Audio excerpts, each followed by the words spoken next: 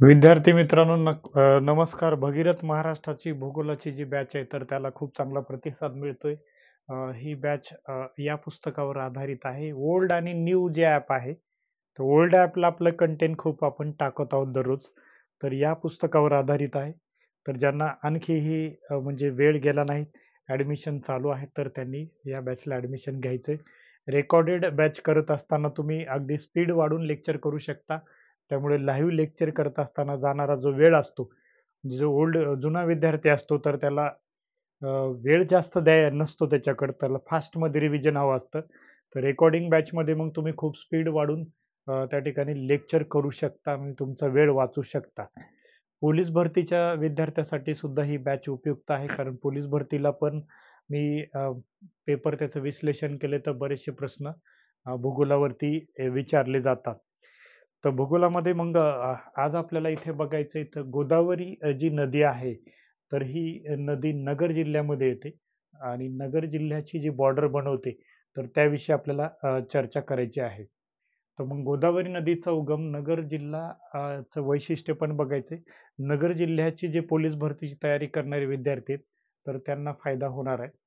तर या लेक्चरचा. तर अहमदनगर जिल्हा हा जो आहे, तर याला अहिल्यादेवी नगर असं नाव दिलं जाणार आहे, असं डिक्लेअर केलेलं आहे. परंतु अजून ऑन गॅझेट म्हणजे ऑन पेपर तसं नाव आलेलं नाही. पण अहमदनगर हे नाव दिलं जाणार आहे. या जिल्ह्याचं सगळ्यात महत्त्वाचं वैशिष्ट्य म्हणजे काय? तर ह्या जिल्ह्याच्या उत्तरेला वाहणारी जी गोदावरी नदी आहे, तर मग या गोदावरी नदीचा मॅप भगीरथ महाराष्ट्राच्या भूगोलात अतिशय सुंदर असा दिलाय. तर ही गोदावरी नदी कशी एंट्री करते, तर शेजारचा नाशिक जिल्हा जो आहे, तर ह्या नाशिक जिल्ह्यामध्ये गोदावरी नदीचा उगम होतो. नाशिक जिल्ह्यामधून ही नदी नगर जिल्ह्यामध्ये येते. तर नगर जिल्ह्यामध्ये कोपरगाव नावाचं जे शहर आहे, तर हे गोदावरीच्या काठावर आहे. तर बरेचदा नदीच्या काठावरचे प्रश्न विचारले जातात. तर नगरच्या पोलीस भरतीला पण प्रश्न विचारू शकतात किंवा नगरची जिल्हा परिषद भरती, ग्रामसेवक वगैरे बाकी तर तिथे हा प्रश्न येऊ शकतो. तर मग ही गोदावरी नदी जी आहे, तर नगर जिल्ह्यामध्ये एंट्री करते नाशिक जिल्ह्यामधून नगर जिल्ह्यामध्ये आणि आगामी नाव अहिल्यादेवी नगर जिल्हा जो आहे, तर तिथे एंट्री करते. तर एंट्री केल्यानंतरच पहिलं गाव कोणतं आहे असं विचारतील. तर या ठिकाणी कोपरगाव, तर हे नगर जिल्ह्यामधलं महत्वाचं गाव या ठिकाणी गोदावरी नदीवर आहे. कोपरगावला काय म्हटलं जातं, वैशिष्ट्य काय, तर साखरेचं कोठार. तर कोपरगावला काय म्हणतात, तर साखरेचं कोठार. आणि नगर जिल्ह्यामध्ये एंट्री केल्यानंतर हे पहिलंच महत्वाचं रेल्वे स्टेशन आहे. तर रेल्वेच्या बाबतीमध्ये नगर जिल्ह्याचा जास्त विकास झाला नाही. रेल्वेच्या बाबतीमध्ये तर त्याचं कारण काय? तर या ठिकाणी डोंगराळ भाग पण आहे. तर सह्याद्री पर्वताच्या काही रांगा आहेत, तर त्या या जिल्ह्यामध्ये पसरलेल्या आहेत. सह्याद्री पर्वताची डोंगर रांग जी आहे, हरिश्चंद्र बालाघाट डोंगर रांग, तर ही या जिल्ह्यातून इकडे बीड जिल्ह्यामध्ये जाते. हरिश्चंद्र बालाघाट डोंगर रांगामुळं. तर हा डोंगराळ प्रदेश आहे नगर जिल्ह्यामध्ये. तर त्यामुळे काय झालं, की रेल्वेचा फारसा विकास झाला नाही. कारण या जिल्ह्याचा जो पश्चिमेकडचा भाग आहे, तर हा पश्चिमेकडचा इकडचा अकोले नावाचा तालुका आणि त्याच्यानंतर संगमनेर वगैरे, तर हा एकदम अ, दुर्गम भाग आहे किंवा या भागामध्ये आपण काय म्हणू, डोंगराळ भाग आहे. दुर्गम असं फारसं काही राहिलं नाही आता. तर डोंगराळ भाग आहे. या ठिकाणी कळसुबाई नावाचं शिखर हे अकोला तालुक्यामध्ये किंवा अकोले किंवा अकोला तालुक्यामध्ये कळसुबाई महाराष्ट्रातलं सगळ्यात उंच शिखर जे आहे 1646 मीटर, तर हे नगर जिल्ह्यामध्येच आहे. तर नगर आणि नाशिकच्या बॉर्डरला आहे, परंतु प्रशासकीय दृष्टिकोनातून त्याचा समावेश कुठे होतो, तर नगर जिल्ह्यामध्येच होतो. हां, तर गोदावरी नदी इथे एंट्री केल्यानंतर गोदावरी नदी कधी आत येते, कधी बाहेर जाते. म्हणजे नगर जिल्ह्यात जाते, कधी बाहेर जाते. मग गोदावरी नदी इथे एंट्री करते आणि गोदावरी नदी एंट्री केल्यानंतर या ठिकाणी श्रीरामपूर तालुक्याची आणि संभाजीनगर जिल्ह्याची बॉर्डर तयार होते. त्याच्यानंतर नेवाशा तालुक्याची बॉर्डर तयार होते आणि इथेच तुम्हाला हा ब्ल्यू कलरचा जो दिसतोय हा प्रकल्प आहे गोदावरीचा. तर नगर जिल्ह्याला सुद्धा या प्रकल्पाचा फायदा झालाय. तर हा प्रकल्प कोणता आहे, तर हा प्रकल्प जो कोणता आहे, तर याचं नाव आहे जायकवाडी. विष्णुपुरी पण गोदावरीवर आहे, परंतु नांदेड जिल्ह्यामध्ये.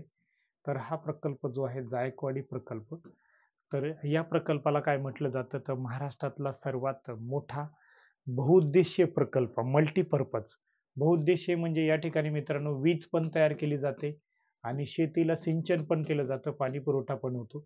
तर म्हणून याला सगळ्यात मोठा मल्टीपर्पज बहुउद्देशीय प्रकल्प म्हटलं जातं. तर इथे नगर जिल्ह्याच्याच या ठिकाणी शेवगाव त्याच्यानंतर नेवासा हे जे तालुके आहेत, यांना प्रचंड फायदा झालाय या धरणाचा.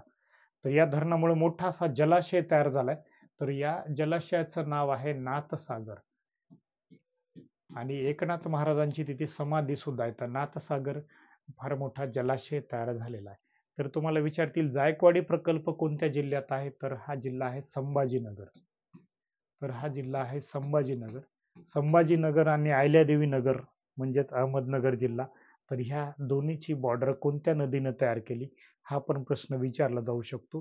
तर गोदावरी नदीने या दोन जिल्ह्याची बॉर्डर तयार केलेली आहे. तर अहमदनगर डिस्ट्रिक्ट जो आहे त्याच्यानंतर संभाजीनगर डिस्ट्रिक्ट. तर संभाजीनगर डिस्ट्रिक्ट हा संभाजीनगर विभागामध्येच आहे आणि अहमदनगर जो जिल्हा आहे तर हा नाशिक प्रशासकीय विभागामध्ये आहे. इथे शेजारचा जो नाशिक जिल्हा आहे तर या नाशिक प्रशासकीय विभागामध्ये आहे.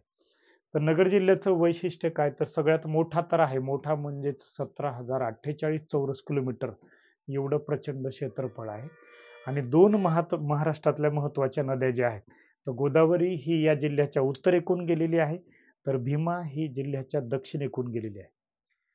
तर दोन नद्यांनी या ठिकाणी बॉर्डर बनवलेली आहे, भीमा आणि गोदावरी.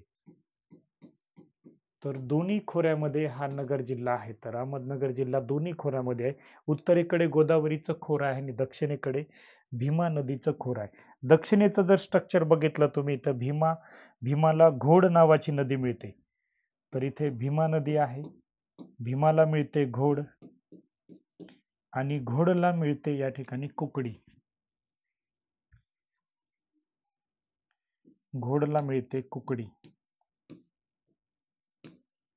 तर ह्या तीन नद्या मिळून नगरची दक्षिणेकडची बॉर्डर करतात. तर पुणे आणि अहमदनगर जिल्हा कोणत्या नद्यांनी वेगळा झालाय? एकच नदी विचारली तुम्हाला तर भीमा नदी लिहायची. तर आगामी पोलीस भरती, ग्रामसेवक भरती, जिल्हा परिषदच्या सगळ्या ज्या परीक्षा आहेत तर त्याच्यामध्ये अहमदनगर जिल्ह्यांच्या विद्यार्थ्यांना हा फायदा होणार आहे. तर घोड जी आहे तर घोड नदी भीमेला मिळते. भीमा नदी जी आहे तर ही कृष्णेची उपनदी आहे. भीमा पुढे कृष्णेला मिळते पण कर्नाटकात मिळते. बघा कुकडी घोडला मिळते, घोड भीमेला मिळते, भीमा कृष्णाला मिळते. तर तीन नद्या मिळून इकडची बॉर्डर तयार झालेली आहे. पुणे आणि नगर जिल्ह्याला वेगळ्या करणाऱ्या नद्या कोणत्या आहेत? तर कुकडी, घोड आणि भीमा. तर ह्या तीन नद्या आहेत आणि या कुकडी नदीमध्ये रांजण खळगे आहेत. तर नदीमध्ये रांजण खळगे आहेत.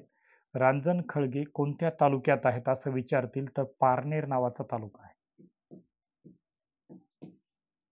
तर रांजण खळगे कोणत्या तालुक्यात आहे असं विचारतील तर पारनेर नावाच्या तालुक्यामध्ये रांजण खळगे आहेत. रांजण खळग्याला इंग्रजीमध्ये म्हटलं जातं पॉट होल्स. तर पॉट होल्स म्हणजे जसे पॉट असतात, भांडे असतात, तर त्या भांड्याला जसे छिद्र पडतात तसे इथे दगडांना छिद्र पडतात. तर हे रांजण खळगे कुठे तयार झालेत? कुकडी नदीवरती. गावाचं नाव कोणतं आहे? निघोज. हे लगेच तुम्हाला रांजण खळगे इथेच दाखवतो. हातच्या काकणाला आरसा कशाला म्हटलं जातं मराठी व्याकरणामध्ये? म्हणी आहेत. हे बघा या ठिकाणी तुम्हाला रांजण खळगे दिसतात. तर हे रांजण खळगे याच्यावरती तुम्हाला खळगे पडलेले दिसत आहेत. तर यालाच कुंभगर्ता सुद्धा म्हणतात. इथे बघा असे मध्येच खळगे पडलेत. म्हणजे ज्या ठिकाणी सॉफ्ट असतो एखादा दगड तर त्या ठिकाणी नदी त्या ठिकाणी शरण कार्य करते आणि इथे मग असं छिद्र पडलंय. तर असे सुंदर असे रांजण खळगे तुम्हाला कुठे बघायला मिळतात? तर निघोज नावाचं ठिकाण आहे तिथे. तालुका आहे पारनेर तालुका. सेनापती बापट यांचं गाव आहे. तर सेनापती बापटांचं पारनेर तालुका आणि नदी कोणती असं विचारतील तर कुकडी नदी. कुकडी नदी कोणत्या नदीची उपनदी आहे असं विचारतील तर कुकडी नदी घोडला जाऊन मिळते आणि घोड नदी कोणाला मिळते तर भीमा नदीला मिळते. भीमा नदी कर्नाटकमध्ये जाऊन कोणाला मिळते तर कृष्णा नदीला. तर भीमा ही कृष्णेला मिळते परंतु महाराष्ट्रात तिचा आपण स्वतंत्र अभ्यास करत असतो. तर हे रांजण खळगे तुम्हाला विचारले तर पारनेर तालुक्यामध्ये आहेत. पारनेर तालुका हा पुण्याच्या बॉर्डरचा तालुका आहे. तर या पद्धतीनं नगर जिल्ह्यातले आपण रांजणखळगे अतिशय सुंदर या ठिकाणी पारनेर तालुका दिसतोय तुम्हाला. तर इथे कुकडी नदी आत आलेली आहे. जेव्हा आत आली तेव्हाच त्याच्यावरती आहे. तर कुकडी, घोड आणि भीमा तिन्ही मिळून बॉर्डर तयार करतात. मग थोडं नद्यांचं इंटरनल स्ट्रक्चर बघू आपण. नगर जिल्ह्यामधलं इंटरनल स्ट्रक्चर तर बघितलं तर प्रवरा नदी ही पण महत्वाची नदी आहे. तर प्रवरा नदी ही गोदावरीची उपनदी आहे. प्रवरा संगम नावाचं गाव आहे, तर इथे ती गोदावरीला मिळते. प्रवरा संगम, प्रवरा संगम आणि प्रवरा नदीलाच इथे तुम्हाला मुळा नदी पण तिचा दिसते. तर मुळा नदी प्रवरेला मिळते. तर मुळा प्रवरा यांचा संगम कुठे होतो तर नेवाशा जवळ होतो. नेवाशे नावाचा तालुका, ज्या ठिकाणी ज्ञानेश्वर माऊलींनी ज्ञानेश्वरी वाचून दाखवलेली आहे. तर ज्ञानेश्वरी ज्या ठिकाणी वाचून दाखवली तर त्या दगडाला जे बसायचे ते पैस नावाचा दगड आताही या ठिकाणी आहे. तर मुळा आणि प्रवरा ह्या ज्या आहेत तर त्याच्यामध्ये मुळावरती मुळा धरण आहे. ते मुळा धरण कुठं आहे असं विचारतील तर मुळा धरण हे राहुरी या ठिकाणी आहे. आणि याच्यामुळे जो जलाशय तयार झालाय तर त्याला ज्ञानेश्वर सागर असं म्हटलं जातं. मुळा धरणामुळे जो जलाशय तयार झालाय तर त्याला काय नाव दिलं जातं तर ज्ञानेश्वर सागर असं त्या धरणाचं नाव आहे, जलाशयाचं नाव आहे. मुळा धरणाच्या शेजारी मग हॉटेल वगैरे चांगलं पर्यटन चालतं तिथे मुळा धरणामध्ये. आणि जिवंत मासे वगैरे मिळतात असे बोर्ड खूप लावलेले आहेत हॉटेलला. मी स्वतः जाऊन पाहिले. तर ही मुळा जी नदी आहे राहुरी शहरातून वाहते. राहुरीचे 2 भाग पडले आणि मुळा आणि प्रवरा यांचा संगम नेवाशाला टोके नावाचं शहर आहे. तर तिथे टोके नावाचं गाव आहे. तर त्या टोके जवळ होतं आणि नंतर प्रवरा नदी प्रवरा संगम नावाच्या गावाच्या ठिकाणी गोदावरीला मिळते. गोदावरीला कोणत्या बाजूने मिळते असं जर डिटेल विचारलं तर असं दक्षिणेकडून मिळते. नदी या दिशेने वाहते म्हणजे पूर्वेकडे वाहते. दक्षिणेकडून मिळते म्हणजे माझा हा उजवा हात आहे. तर उजव्या बाजूने मिळणारी नदी आहे. प्रवरा ही कोणत्या बाजूची नदी आहे तर उजव्या बाजूने मिळणारी नदी आहे. मग पुस्तकामध्ये तुम्हाला याचं मॅपिंग खूप चांगलं दिलंय. उजव्या बाजूने मिळणाऱ्या नद्या, डाव्या बाजूने मिळणाऱ्या नद्या. तर ते मॅपिंग याच्यामध्ये खूप सुंदर असं चित्र दिलंय. पाहताच क्षणी तुमचं गोदावरी नदीचं क्लिअर होईल. तर प्रवरा ही उजव्या बाजूने मिळते म्हणजे दक्षिणेकडून मिळते. मुळा आणि प्रवरा दोन्हीही गोदावरीच्याच उपनद्या आहेत. परंतु मुळा डायरेक्ट न मिळता आधी प्रवरेला मिळते. पण ढोबळमानाने त्या दोन्हीही त्याच्याच उपनद्या आहेत मुळा आणि प्रवरा. तर मुळा प्रवरा यांच्या संगमावरती नेवासे शहर आहे. हे लक्षात ठेवायचं. मुळा धरणाच्या जलाशयाला ज्ञानेश्वर सागर असं म्हटलं जातं. तर असं 2 नद्यांच्या खोऱ्यामध्ये हा जिल्हा आहे. तर 2 नद्यांच्या खोऱ्यामध्ये या ठिकाणी जिल्हा आहे. त्याच्यानंतर हे 2 नद्याविषयी पाहिल्यानंतर थोडंसं अजून इथे एक महत्वाची नदी बघायची आपल्याला. सीना नावाची नदी आहे. अहमदनगर शहर कोणत्या नदीच्या काठावरती असं विचारतील तर अहमदनगर शहर हे सीना नदीच्या काठावरती आहे. तर लक्षात घ्या अहमदनगर शहर कोणत्या नदीच्या काठावरती सीना नदीच्या काठावर आहे. ह्या सीना नदीनं काय केले बघा इथे बीड जिल्हा आता आलेला आहे. तर या सीना नदीने बीड आणि अहमदनगरची बॉर्डर तयार केली. जसं गोदावरीनं संभाजीनगर आणि नगर जिल्ह्याची बॉर्डर बनवलेली आहे. जसं भीमा, घोड आणि कुकडी या 3 नद्यांनी मिळून पुणे जिल्ह्याला वेगळं केलेलं आहे. तर मग त्या पद्धतीने सीना नावाची जी नदी आहे तर तिने बीडला वेगळं केलंय. पुढे इथं उस्मानाबाद लिहिलंय पण याचं नाव आता ऑन पेपर धाराशिव झालेलं आहे या जिल्ह्याचं. तर मग धाराशिव जिल्ह्याची बॉर्डर या ठिकाणी सीना नदीने तयार केलेली आहे. आणि सीना ही हिचं आणखी एक वैशिष्ट्य ही भीमेला समांतर वाहणारी नदी आहे. तर भीमा नदीला समांतर वाहणारी नदी कोणती असा प्रश्न विचारतील तर भीमा नदीला एकदम पॅरलल वाहते, समांतर वाहणारी नदी आहे. आणि नंतर सोलापूर जिल्ह्याच्या बॉर्डरला ती जाऊन भीमा नदीला जॉईन होते सीना नदी. सीनेच्या काठावर कोणतं शहर आहे असं विचारतील तर अहमदनगर शहर आहे. नगरला तुम्ही रेल्वे स्टेशनकडे जाताना सीनेचा ब्रिज लागतो, सीना नदीचा ब्रिज लागतो तर तो ब्रिज म्हणजे सीना नदीवरतीच आहे. तर सीना नदी अतिशय घाण झाली होती. मध्येच एक कलेक्टर साहेब चांगले आले होते आणि त्यांना महापालिकेचा चार्ज दिला होता. मला आता त्यांचं नाव आठवत नाही. तुम्हाला आठवलं तर कमेंट्स करा. तर मग या ठिकाणी त्यांनी ही नदी जिवंत करण्याचा प्रयत्न केला कारण या नदीचं डायरेक्ट नाली तयार झाली होती. जसं नागपूरला नाग नदीची नाली झाली होती, तर मग तिचं पुनर्जीवन करणं खूप महत्त्वाचं होतं. मग नागपूरला तुकाराम मुंडे साहेब गेले, तर मग त्यांनी पुनर्जीवन करण्याचा प्रयत्न केलाय. मग सीना नदीला तसंच मग चांगले अधिकारी आले, मग त्यांनी त्या नदीला जिवंत केलेलं आहे. तर उस्मानाबाद म्हणजे धाराशिव जिल्ह्याची बॉर्डर आणि त्याच्यानंतर बीड जिल्ह्याची बॉर्डर सीना नदीने केली. सीना ही भीमेची उपनदी आहे. कुंडल नावाचं गाव आहे कर्नाटकच्या बॉर्डरला सोलापूर जिल्ह्यामध्ये. तर तिथे या सीना नदीचा एंड होतो. तर हे लक्षात ठेवायचं. तर नद्यांच्या बाबतीमध्ये तुम्हाला कसलाही प्रश्न आला तर या ठिकाणी चुकणार नाही. त्याच्यानंतर कळसुबाई हे शिखर कोणत्या जिल्ह्यात आहे असं विचारतील तर अकोले नावाच्या तालुक्यामध्ये कळसुबाई नावाचं शिखर आहे. तर हे लक्षात ठेवायचं. राहुरीला कृषी विद्यापीठ आहे.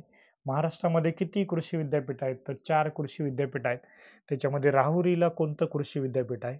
राहुरी हे शहर कोणत्या नदीच्या काठावर आहे असं विचारलं तर मुळा नदीच्या काठावरती आहे. म्हणजे मुळा नदी त्या शहरातूनच जाते. तर हे पण आपण लक्षात ठेवले. गोदावरीच्या काठावर कोपरगाव नंतर पुणतांबा पण लक्षात ठेवा. म्हणजे नगर जिल्ह्याच्या पोलीस भरतीला असे लोकल पण प्रश्न विचारतील पुणतांबा. तर हे शहर जे आहे तर पुणतांबा नावाचं शहर गोदावरी नदीच्या काठावरती आहे. आणि हे रेल्वेचं जंक्शन पण आहे. शिर्डीला जाण्यासाठी इथूनच तुम्हाला जावं लागतं. तर शिर्डीला काकडी नावाचं गाव आहे तर तिथे एअरपोर्ट आहे. तर शिर्डीचं एअरपोर्ट इंटरनॅशनल एअरपोर्ट आहे. तर लक्षात ठेवा की आंतरराष्ट्रीय एअरपोर्ट आहे शिर्डीला. श्री साई नगर जे आहे तर ते एअरपोर्ट काकडी नावाचं गाव जे आहे तर त्या ठिकाणी आहे. तर हे लक्षात ठेवायचं. मग नगर जिल्ह्याच्या बाबतीमध्ये जर तुम्ही बघितलं तर क्षेत्रफळाच्या बाबतीमध्ये खूप मोठा जिल्हा आहे आणि याच्या शेजारी कोणते जिल्हे आहेत वगैरे तर ते पण बघू आपण. कसे लक्षात ठेवायचे घड्याळाच्या काट्याच्या दिशेने वगैरे. तर शेजारी जो नकाशा आहे तर तो दाखवतो तुम्हाला शेजारी जिल्ह्यांचा. तर हा बघा तुम्हाला नकाशामध्ये अहमदनगर जिल्हा एकदम जवळ करून तुम्हाला कॅमेरा दाखवतोय, झूम करून दाखवतोय. अहमदनगर जिल्हा जो आहे तर या ठिकाणी दिसतोय. तर मग शेजारी जिल्हे घड्याळाच्या काट्याच्या दिशेने आपल्याला विचारतात. आता क्षेत्रफळाच्या बाबतीमध्ये जर बघितलं तर अहमदनगर हा सगळ्यात मोठा जिल्हा आहे. त्या ठिकाणी अहिल्यादेवी नाव होणार आहे, पण सध्या कानामात्रा नसलेलं नाव आहे अहमदनगर. तर हा महाराष्ट्रातला सगळ्यात मोठा जिल्हा, ज्याचं क्षेत्रफळ गोवा वगैरे बरेचसे जे लहान लहान राज्य आहेत ना, तर त्यांच्यापेक्षा जास्त आहे. गोव्याचं क्षेत्रफळ जर पाहिलं, गोवा हे भारतातलं सगळ्यात लहान राज्य आणि क्षेत्रफळ 3702 किलोमीटर स्क्वेअर इतकं कमी क्षेत्रफळ आहे. तर गोव्याचं म्हणून सगळ्यात स्मॉलेस्ट सगळ्यात लहान राज्य क्षेत्रफळाच्या बाबतीमध्ये गोवा आहे. आणि लोकसंख्येत विचारलं तर सिक्कीम लिहायचं बघा. दोन्हीमध्ये चुकायचं नाही. लोकसंख्येमध्ये सगळ्यात लहान सिक्कीम, क्षेत्रफळात लहान गोवा. तर अहमदनगर हा जिल्हा सगळ्यात मोठा आहे. या जिल्ह्याचं क्षेत्रफळ 17,048 चौरस किलोमीटर एवढं आहे. त्यामुळे शेजारी खूप जास्त आहे. ज्याचं घर मोठं त्याला शेजारी जास्त आहे. घड्याळाच्या काट्याच्या दिशेने बघितलं तर पुणे एक शेजारी आहे. नंतर पुण्यानंतर कोकणातला जिल्हा ठाणे सुद्धा शेजारी आहे. तर कोकणातील जिल्हा ठाणे हा सुद्धा शेजारी आहे. पालघर शेजारी नाही. कोणता जिल्हा शेजारी नाही विचारतील. नाशिक हा शेजारी जिल्हा आहे. त्याच्यानंतर संभाजीनगर आहे. आता हे ओल्ड मॅप असल्यामुळे अजून त्याच्यात औरंगाबादच येईल. संभाजीनगर शेजारी आहे. जालना नाही लक्षात घ्या. नाही का सांगतो तर निगेटिव्ह माहिती पण आपल्याला विचारतात. खालीलपैकी कोणत्या जिल्ह्याची सीमा अहमदनगर जिल्ह्याशी संलग्न नाही? बीड आहे. बीड खूप मोठा जिल्हा आहे. मराठवाड्यातला सगळ्यात मोठा असल्यामुळे तो पण शेजारी. बीडमधला आष्टी नावाचा तालुका असा आत आलाय. त्याच्यानंतर धाराशिव आहे. तर अशा प्रकारे 7 जिल्हे या ठिकाणी घड्याळाच्या काट्याच्या दिशेने या अहमदनगर जिल्ह्याच्या शेजारी आहेत. तर अहमदनगर जिल्हा हा सगळ्यात मोठा आहे. दुसऱ्या क्रमांकाचा जिल्हा कोणता आहे क्षेत्रफळाच्या बाबतीत विचारलं तर ह्यांचाच शेजारी अहमदनगरचा पुणे आहे. तर पुणे 2011 नुसार क्षेत्रफळातही दुसरा होता 2011च्या जनगणनेनुसार आणि लोकसंख्येत पण दुसरा आहे लक्षात ठेवा. तर या दोन्ही सारख्या सारख्या गोष्टी एकत्र लक्षात ठेवायच्या. तर लोकसंख्या चॅप्टर मग तिथे आपण शिकू असं मी सांगत नाहीये. तर मी इथल्या इथंच तुम्हाला दोन्ही सांगतो. मी एकच चॅप्टर अभ्यास करून आलो आणि ते शिकवतो असं नाही. आपल्याकडे ज्ञानाचा अथांग सागर आहे. तर मग तुम्ही भूगोलाची बॅच जॉईन केलात ना, तुमचा एकही मार्क जाणार नाही. नगरला मी युनिक अकॅडमीमध्ये शिकवायचो, तिथले विद्यार्थी जे आहेत किंवा नंतर ऑनलाईनचे विद्यार्थी लॉकडाऊन मधले वगैरे, भूगोलात त्यांना आउट ऑफच मार्क मिळतात. आयोगाचा एखादा प्रश्न चुकला तरच त्यांचा चुकतो. तर मग पुणे जिल्हा लोकसंख्येतही दुसरा आहे आणि क्षेत्रफळातही दुसरा आहे. तर हे विश्लेषण त्यांना जमणार नाही, जे नंतर लोकसंख्या चॅप्टरमध्ये बघू असं काही नाही. इथेच दोन्ही गोष्टी बघून घ्यायच्या. पुण्यामध्ये शब्द किती आहेत? अल्फाबेट 1 आणि 2, त्याच्यामुळे तो दुसरा आहे. ट्रिक्समध्ये लक्षात ठेवा. नाशिक तिसरा आहे, यांचा शेजारी नाशिक. तर नाशिक तिसरा आहे. 3 अल्फाबेट आहे, 1, 2 आणि 3. त्याच्यामुळं जिल्हा सुद्धा हा तिसरा आहे, नाशिक जिल्हा. क्षेत्रफळाने चौथा जिल्हा कोणता आहे? तर चौथा जिल्हा सुद्धा या ठिकाणी नगरचा शेजारी आहे, सोलापूर. सोलापूर जिल्हा क्षेत्रफळाच्या बाबतीमध्ये चौथाच आहे, कारण 4 अल्फाबेट आहेत बघा. सोलापूर, सो, ला आणि पूर. तर म्हणून हा क्षेत्रफळाच्या बाबतीत चौथा आहे. तर अशा प्रकारे 7 जिल्हे शेजारी आहेत. 7 पैकी 3 महाराष्ट्रातले खूप मोठाले जिल्हे आहेत. सगळ्यात मोठा नगर, दुसरा मोठा जिल्हा पुणे, 2च अल्फाबेट पू आणि ने, 1 आणि 2. नाशिक 3 अल्फाबेट तिसरा, सोलापूर चौथा. तर महाराष्ट्रातला चौथा मोठा जिल्हा. 5वा मोठा जिल्हा तो मात्र विदर्भामध्ये आहे, गडचिरोली. सगळ्यात मोठा लोकसभेचा मतदारसंघ ज्याला म्हटलं जातं. तर मग क्षेत्रफळाने खूप मोठा आहे गडचिरोली. तुम्हाला नगर नाही का? तर नगरमध्ये 2 लोकसभा मतदारसंघ आहेत. कारण लोकसभा मतदारसंघ हे आपण लोकसंख्येनुसार तयार केलेले आहेत. तर नगर उत्तर, म्हणजेच उत्तर न म्हणता त्याला शिर्डी लोकसभा मतदारसंघ म्हटलं जातं. हा SC कास्टसाठी राखीव आहे, शेड्यूल कास्ट समाजासाठी. आणि दक्षिण मात्र ओपन टू ऑल आहे तो. दक्षिण, नगर दक्षिण असे 2 लोकसभा मतदारसंघ आहेत. गडचिरोली तसं नाही, तर म्हणून हा मोठं क्षेत्रफळ असणारा महाराष्ट्रातला 5वा जिल्हा आहे. तर महाराष्ट्रातला 5वा मोठा जिल्हा आहे. 6वा आहे तुम्हाला सांगतो मी, यवतमाळ हा 6वा मोठा जिल्हा आहे. तर मग असे पूर्ण 36 जिल्हे सांगू शकतो. 36 जिल्हे, 72 बातम्या जशा असतात तशा. पण सध्या 6 जिल्हे तुम्ही क्षेत्रफळाने लक्षात ठेवा. उतरत्या क्रमाने लावा म्हणून प्रश्न विचारला जातो. उतरत्या क्रमाने लावायला तुम्हाला सांगितलं जातं. तर मग असे नगर जिल्ह्याचे शेजारी घड्याळाच्या काट्याच्या दिशेने सांगा म्हणतील किंवा घड्याळाच्या काट्याच्या विरुद्ध दिशेने सांगा म्हणतील. तर दोन्ही पद्धतीने तुम्हाला विचारतील, तर दोन्ही पद्धतीने तुम्हाला जमायला हवं. तर अहमदनगर जिल्हा हा सगळ्यात मोठा. कळसुबाई शिखर इथे बॉर्डरला. कळसुबाई शिखर कोणत्या डोंगर रांगेत आहेत असा गुगली क्वेश्चन येऊ शकतो. तर कळसुबाई नावाच्याच डोंगर रांगा अशा आल्यात नगरच्या बॉर्डरला. तर हे लक्षात ठेवायचं, कळसुबाई डोंगर रांगा. कळसुबाई डोंगर रांगेमध्येच कळसुबाई नावाचं शिखर आहे, जे उत्तर सह्याद्री मधलं सगळ्यात उंच शिखर आहे. 1646 मीटर सगळ्यात उंच शिखर आहे. उत्तर सह्याद्री का म्हणतो? कारण दक्षिणेकडे अजूनही सह्याद्री पर्वत बाकी आहे, ज्याला पश्चिम घाट. तिकडे आनेमुडी नावाचं शिखर आहे, 2695 मीटर. कसं लक्षात ठेवायचं? तर 2700 मधून 5 वजा करायचे, मग 2695 मीटर. तर मग आगामी सगळ्याच परीक्षेसाठी आपल्या भूगोलाच्या बॅचचा फायदा होणार आहे. अत्यंत फीस कमी ठेवलेली आहे. तर ज्यांना ऍडमिशन घ्यायचंय त्यांनी कमेंट्स बॉक्समध्ये कमेंट केलं तर चालतं, तिथेही पाहतो. माझा नंबर पण मी तुम्हाला डिस्क्रिप्शनमध्ये दिलेला आहे. ग्रुपची लिंक पण टाकतो, म्हणजे तुम्ही आपला भूगोलाचा ग्रुप पण जॉईन करा. तर अतिशय सुंदर या पद्धतीने शिकवलं जाईल, तुमचा मार्क भूगोलाचा जाणार नाही. तर धन्यवाद मित्रांनो. नगर जिल्ह्याविषयी आणखी काही माहिती बाकीच आहे, आपण एक सेकंड व्हिडिओमध्ये बघू.